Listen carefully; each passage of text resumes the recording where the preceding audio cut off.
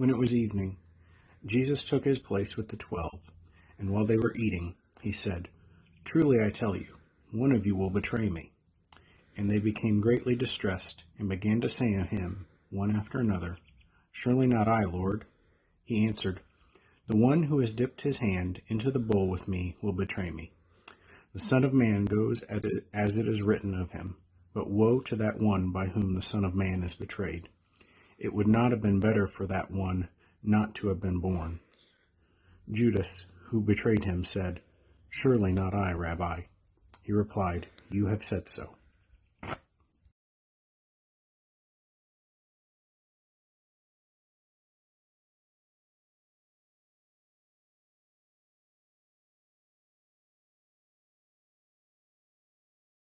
They went to a place called Gethsemane, and he said to his disciples, "Sit here while I pray." Jesus returned and found them sleeping. And he said to Peter, "Simon, are you asleep? Could you not keep awake 1 hour?" And again he went away and prayed. And once more he came and found them sleeping, for their eyes were very heavy, and they did not know what to say to him. He came a third time and said to them, "Are you still sleeping and taking your rest?"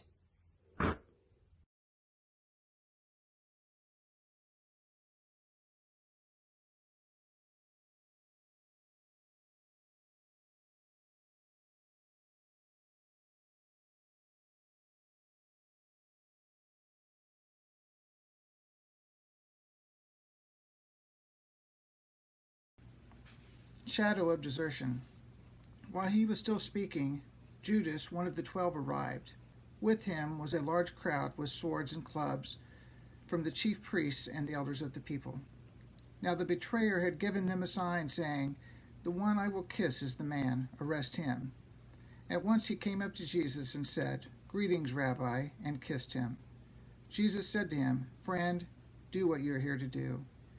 Then they came and laid hands on Jesus and arrested him. Then all the disciples deserted him and fled.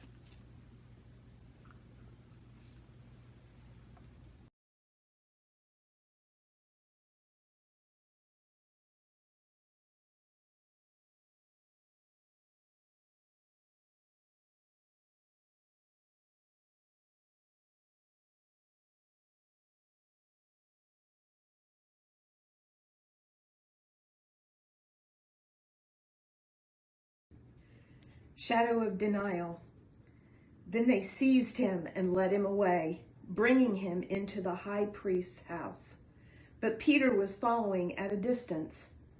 When they had kindled a fire in the middle of the courtyard and sat down together, Peter sat among them.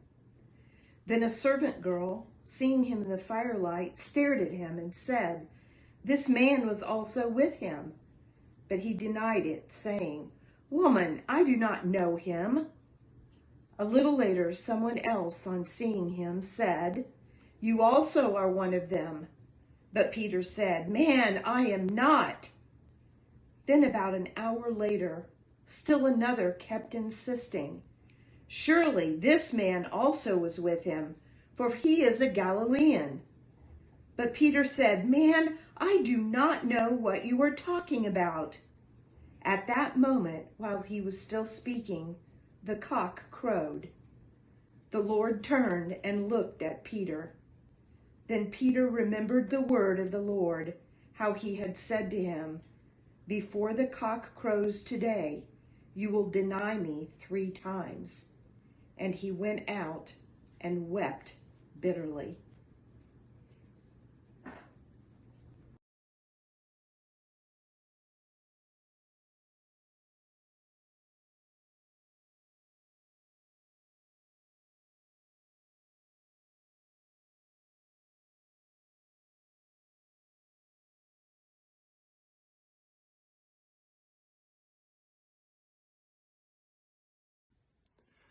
Then Pilate entered the headquarters again, summoned Jesus, and asked him, "Are you the king of the Jews?"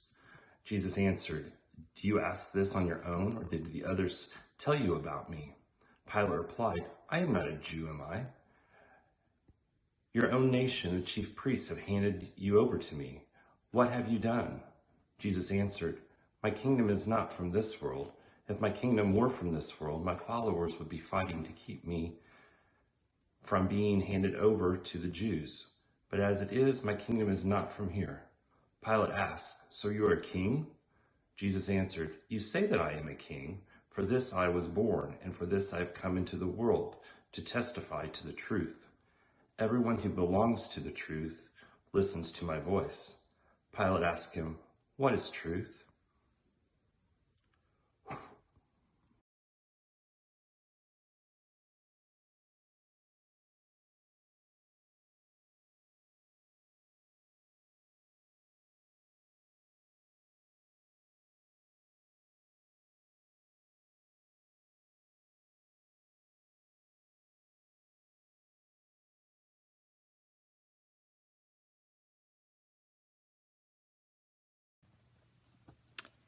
Then the soldiers led Jesus into the courtyard of the palace, that is, the governor's headquarters, and they called together the whole cohort.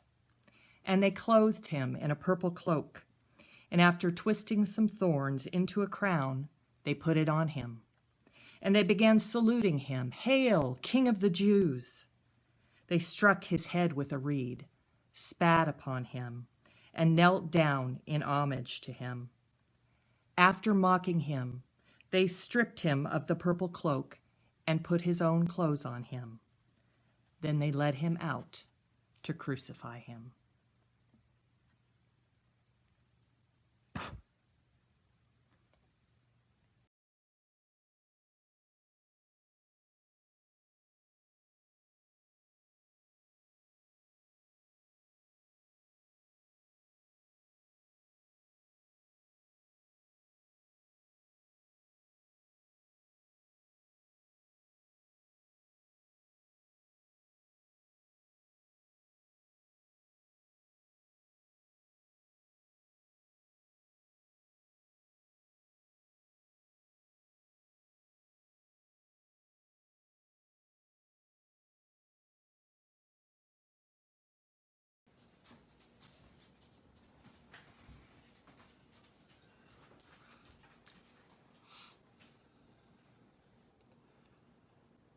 It was now about noon, and darkness came over the whole land until 3 in the afternoon, while the sun's light failed.